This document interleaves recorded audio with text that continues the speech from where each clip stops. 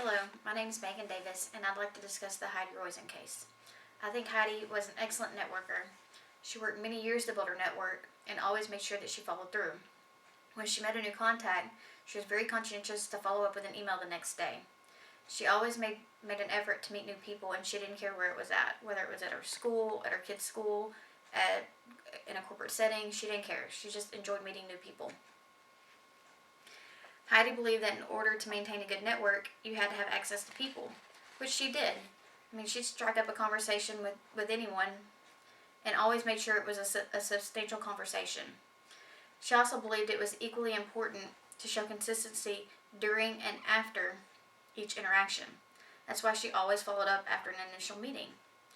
Heidi seemed to be a giver and a matcher. She believed that it was important to help others out in her network so that when it came time for her to call in a favor, they'd be willing to help her as well.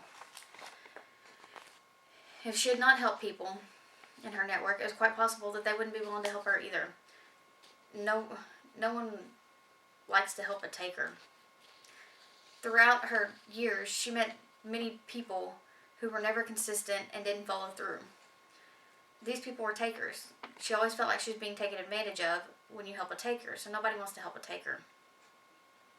When you feel like you can't trust or rely on people, the relationship suffers, and you begin to feel like people are just takers and only interested in helping themselves. Heidi also did an excellent job at networking with people who were the nuclei of other networks. This was an extremely intelligent thing to do. This gave her access to many more people without having the stress of trying to carry on individual relationships. Roizen seemed pretty good at persuading people as well. Since she had a large network and was trusted by so many people, when she called in a favor or recommended people for new positions at other companies, people were willing to help her out and they always trusted her judgment. Another thing I thought was very smart was that she would only connect people if she thought it would benefit both parties and not just one. And by her doing this, she was able to keep takers from being able to take advantage of givers. And this also made her network trust her more because they knew that she had their best interest at heart as well. There's 6 principles to winning friends and influence people, and I believe Heidi exhibited 4 of them. She was very likable and down to earth, and no one ever felt like she thought she was better than them. She also believed in reciprocity. She always helped when she could and received help when she needed it. Had she not been willing to help out other people, nobody would have wanted to help her either.